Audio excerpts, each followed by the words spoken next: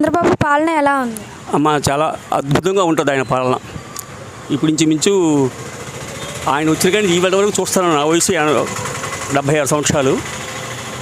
ఆయన మంచి కార్యదక్షుడు, ప్రజలందరికీ ఎప్పుడు క్షేమం కోరుతాడు. అతని పాలన బాగుందమ్మా. చంద్రబాబు సూపర్ 6 పథకాలు ఇస్తారని మీకు నమ్మకం ఉందా? తప్పనిసరిగా నమ్మకం ఉందమ్మా, నమ్ముతున్నాం. ఇప్పటికీ కొన్ని అమలు జరుగుతాయమ్మా. దాని దగ్గర 1750 కోట్లు లంచం తీసుకున్నారంట. ఒకవేళ అలా తీసుకుంటే జగన్ని అరెస్ట్ చేస్తారా? అమ్మ, భారతదేశం మొత్తం మీద దీని గురించి చర్చ జరుగుతుందమ్మా. అమెరికాలో కేసు పెట్టారు అంటారమ్మా. పేపర్లు కానీ టీవీలు కానీ మీ ఛానల్ అన్నీ దీని గురించి చర్చ చేస్తానమ్మా.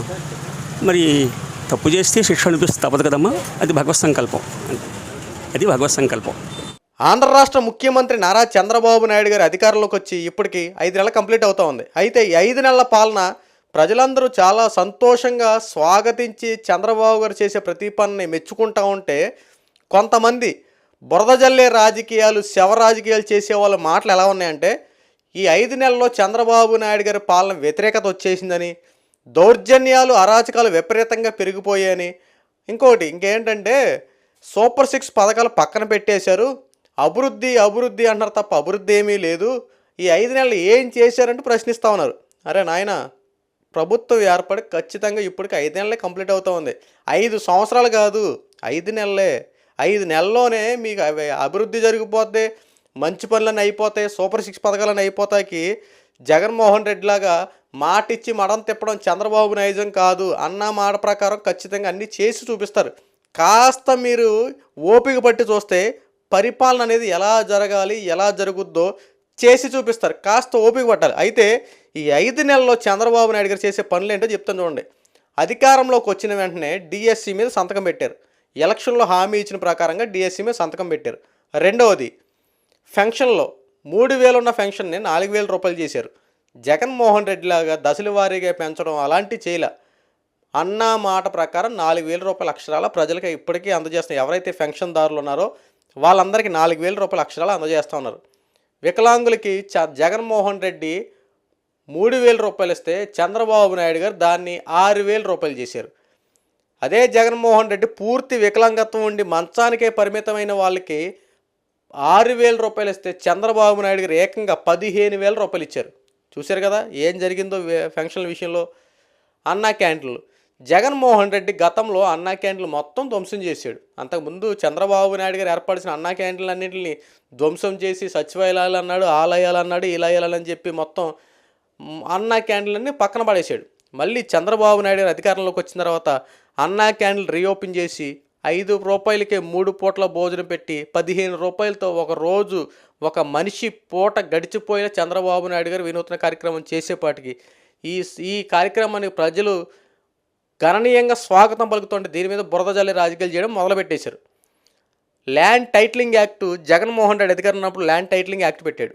చంద్రబాబు నాయుడు గారు అధికారంలోకి వచ్చిన తర్వాత ల్యాండ్ టైటిలింగ్ యాక్ట్ రద్దు చేసి మళ్ళీ ప్రజలకి ఊపిరి పీల్చుకునేలా చేశారు. ల్యాండ్ టైటిలింగ్ యాక్ట్ అంటే తెలుసా మీకు? కనీసం నా భూమికి హక్కుదారు నేను, మీ భూమికి హక్కుదారులు మీరు. కానీ మన భూములన్నీ జగన్మోహన్ రెడ్డి స్వాధీనంలో ఉంటాయంట. ఆయన రాజముద్రలో ఆయన బొమ్మలు వేసి పాస్బుక్లు అవన్నీ ఆయన దగ్గర పెట్టుకొని బ్యాంకుల్లో పెట్టి తనఖా పెట్టి వాటి ద్వారా డబ్బులు తీసుకొని రాజకీయాలు చేసుకోవాలన్నటువంటి జగన్మోహన్ రెడ్డి ఓడిపోయేపాటికి ఈ land titling act Chandrababu Naidu గారు రద్దు చేశారు.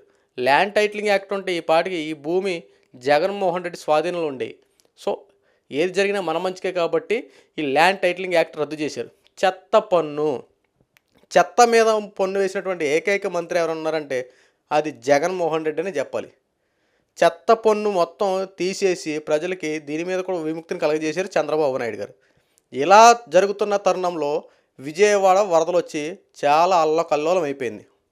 విజయవాడ మునిగిపోతే 74 సంవత్సరాలు ఉన్నటువంటి చంద్రబాబు నాయుడు గారు మోకాళ్ళ లోతుల నీళ్ళేకెళ్ళి అనేక మందిని కాపాడి సహాయక చర్యలు చేసి మళ్ళీ విజయవాడని యథాస్థితికి తీసుకొచ్చారు.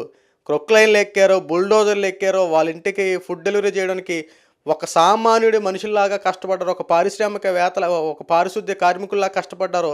చంద్రబాబు నాయుడు ముఖ్యమంత్రి స్థాయి హోదాలో ఉండి కూడా ప్రజల్లో తిరిగి ఆ విజయవాడని మళ్ళీ యథాస్థితికి తీసుకొస్తే చంద్రబాబు నాయుడికి మీరు ఇచ్చిన బురిదంటే తెలుసా?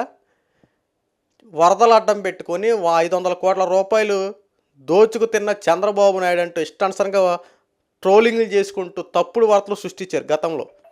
పాల ప్యాకెట్లకి 28 కోట్లని, వాటర్ ప్యాకెట్లకి 27 కోట్లని, అగ్గిపెట్లకు 25 కోట్లు ఖర్చు పెట్టారని చెప్పి చాలా దారుణంగా మాట్లాడారు. అయినా ఎందుకంటే పరిపాలన చేసేవాడికి ఏంటో అన్నీ తెలిసి ప్రజలు చూస్తున్నారు కాబట్టి మీలాంటి తప్పుడు వార్తలను పక్కన పెట్టారు. మళ్ళీ చంద్రబాబు నాయుడు గారు పరిపాలన మీద దృష్టి సాధించి అమరావతి రాజధాని మళ్ళీ పునఃప్రారంభానికి పూనుకున్నారు. అమరావతి రాజధాని పునఃప్రారంభానికి 15,000 కోట్ల రూపాయలు నిధులు తీసుకొస్తే దీని మీద కూడా బురద జల్లి రాజకీయాలు చేయడమే. 15,000 కోట్ల రూపాయలు నిధులు తీసుకొచ్చి అమరావతి రాజధానిని మళ్ళీ ఏర్పాటు చేసి ముందుకు పనులు కొనసాగిస్తూ ఉంటుంటే ఈ అప్పు తెచ్చారు కదా, ఈ అప్పు మళ్ళీ ప్రభుత్వం ఇప్పుడు తెచ్చినటువంటి 15,000 కోట్లు మళ్ళీ అప్పే కదా కట్టాల్సింది, అవసరమా అంటూ దీని మీద బురద జల్లి రాజకీయాలు చేశారు. కేంద్ర మంత్రి నిర్మలా సీతారామన్ గారు ఒక ప్రెస్ మీట్లో మాట్లాడి ఆంధ్ర రాష్ట్రానికి మేము 15,000 కోట్ల రూపాయలు నిధులు ఇస్తున్నాం, ఇవి ఆంధ్ర రాష్ట్ర రాజధాని నిర్మాణం చేసుకోండి, అభివృద్ధి చేసుకోండి, ఇవి తిరిగి మీరు కట్టాల్సిన పని లేదని చెప్పి నిర్మలా సీతారామన్ గారు ప్రెస్ మీట్లో రిలీజ్ చేసిన తర్వాత అప్పుడు వీళ్ళు బురద జల్లి రాజకీయాలు ఆపారు. అవసరమైతే ఇంకా మీకు నిధులు కావాలంటే ఇస్తాం, దయచేసి రాజధానిని మాత్రం వెనకం చేయొద్దు అంటూ చాలా స్పష్టంగా ఆ రాష్ట్రానికి సహాయపడతామంటే పిలుపునిచ్చారు. ఇదైపోయిన తర్వాత పోలవరం నిర్మాణం, పోలవరం పనులు పునఃప్రారంభించి అక్కడ కూడా 1,500-1,200 కోట్ల రూపాయల నిధులు తీసుకొచ్చారు.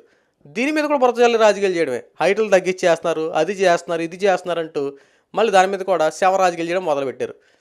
అరే నాయన, మీరు కట్టేవాళ్ళని కట్టనివ్వరు. గతంలో మీరు పోలవరం కట్టనంటే 0.5%, 10% తొందర ఎందుకంటే అక్కడే ఆగిపోయింది. ఈరోజు మళ్ళీ పోలవరం పనులు పునఃప్రారంభిస్తుంటే దీని మీద కూడా రాజకీయాలు చేయడమే. ఇది కూడా కొద్ది కాస్త పక్కన పెడితే ఉచిత ఇసుక పాలసీని చంద్రబాబు నాయుడు గారు అవలంబించి లైన్ చేస్తే వెనక డబ్బులు వసూలు చేస్తారంటూ దీని మీద శవరాజకీయాలు చేయడం మొదలుపెట్టేశారు. ఉచిత ఇసుక ర్యాంపులు అవన్నీ లైన్ చేసి ఇప్పుడు ఉచిత ఇసుక కోసం అనేక మంది ఎద్దుల బండ్లలో ట్రాక్టర్లో తీసుకెళ్తున్నారు. ఇప్పుడు మీరు ఎలా చూస్తున్నారు ఏంటో నాకు అర్థం కావట్లేదు. ఖచ్చితంగా ఇసుక మాత్రం ఉచితంగా తీసుకెళ్తున్నారు. మద్యపానం, గతంలో జగన్మోహన్ రెడ్డి మద్యపానాన్ని మొత్తం నామరూపాలు లేకుండా మొత్తం నిషేధం చేస్తున్నటువంటి జగన్మోహన్ రెడ్డి మద్యపానాన్ని ఏరులై పారలే చేశాడు. మళ్ళీ చంద్రబాబు నాయుడు అధికారంలోకి వచ్చిన తర్వాత మద్యం రేట్లు తగ్గించారు, నాసిరకం మందుని పక్కన పెట్టి క్వాలిటీ మందుని తీసుకొచ్చారు, ప్రజలందరికీ తక్కువ రేటుగా మందు అందేలా పనులు చేశారు. తాగేవాడు ఎప్పుడైనా తాగుతూ ఉంటాడు, కానీ ఇంటికి కూడా ఒక రూపాయి పట్టుకెళ్ళాలి, కుటుంబంలో భార్య పిల్లల్ని పోషించుకోవాలి, ఆ రూపాయి అంతా మద్యానికే పెట్టేస్తున్నాడు, ఒక రూపాయి తాగి 2 రూపాయలు ఇంట్లోకి ఇచ్చుకుంటే తప్పే ఉందని చెప్పి చంద్రబాబు నాయుడు గారు మద్యం రేట్లు తగ్గించి కాస్త ఇంటికి కూడా రూపాయి వెళ్ళేలా కార్యక్రమం ప్రారంభించారు. నాసిరక ముందు తాగి అనేక మంది ప్రాణాలు పోగొట్టుకున్నారు. కాస్త క్వాలిటీ ముందు మద్య తాగిన ఎలాగైనా చనిపోతాడు, కానీ బ్రతికే కొన్నాలైనా సరే హ్యాపీగా ఉండాలి కదని చెప్పి కాస్త మంచి ముందును అందజేసి ప్రజలకి కాస్త ఆనందాన్ని కలగజేశారు. ఇంకా చెప్పుకుంటే దీపం పథకం ద్వారా 3 గ్యాస్ బండ్లు ఫ్రీ అన్నారు, ఇస్తున్నారు, చేస్తున్నారు. దీని మీద అన్నిటి మీద బురద జల్లి రాజకీయాలు. ఇప్పటికైనా ప్రభుత్వం చేసే పనులకి సహకరించండి, లేదని ప్రశాంతంగా కూర్చోండి. మీరు ఎన్ని బురద జల్లే రాజకీయాలు చేసినా, ఎన్ని శవరాజకీయాలు చేసినా ప్రభుత్వం పనులు మాత్రం నెంబర్ 1 ఉన్నాయి. ఎందుకంటే ప్రతి ఒక్కరూ ఆనందంతో చెప్పే మాట ఏంటి తెలుసా, చంద్రబాబు నాయుడు గారు ఇదివరటి కన్నా ఇప్పుడు ఇంకా పరిపాలన బాగా చేస్తున్నారు. ఎందుకంటే ఇక్కడ పవన్ కళ్యాణ్ గారు ఒకటి తోడవడం, పనులు చక్కగా చేసుకోవడం, ప్రతి పని ఒక ప్రొసీజర్ ప్రకారంగా అన్న పనులను నెరవేరుస్తూ ఉన్నారు. సూపర్ 6లో ప్రతి పథకాన్ని నెరవేరుస్తారు.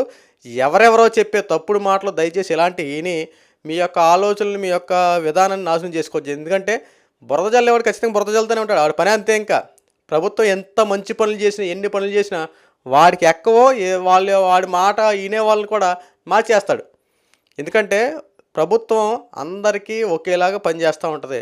దీంట్లో కక్ష సాధింపు రాజకీయాలు ఉండవు. నెక్స్ట్ పార్టీలు విభేదాలు ఉండవు. ఏ పార్టీ వాడైనా ఎవడైనా సరే ఖచ్చితంగా అందరికీ న్యాయం జరగాలి. ఇక్కడ జరిగేది అదే. వాళ్ళ పార్టీలో ఒకలాగా, వీళ్ళ పార్టీ వాళ్ళు ఒకలాగా చూడడం ఎవరికి చేత కాదు. చంద్రబాబు నాయుడు గారికి అస్సలు చేత కాదు. ఎవరికైనా ఏ పథకం పెడితే అందరికి అర్హులైన ప్రతి ఒక్కరికి అందాల్సిందే. ఏదైనా ఇళ్ల స్థలాలు ఇస్తే అర్హులైన ప్రతి ఒక్కరికి ఇళ్ల స్థలాలు వెళ్ళాల్సిందే. ఇక్కడ భేదాభిప్రాయాలు మన అనే భేదాభిప్రాయాలు అందరూ సమానమే. చంద్రబాబు నాయుడు గారు పవన్ కళ్యాణ్ యొక్క స్ట్రాటజీతో ఆంధ్ర రాష్ట్రం అభివృద్ధి చెందుతుందనడంలో ఎటువంటి సందేహం లేదు. రాబోయే రోజుల్లో ఇంతకన్నా మెరుగైన పరిపాలన చూడబోతా ఉన్నారు.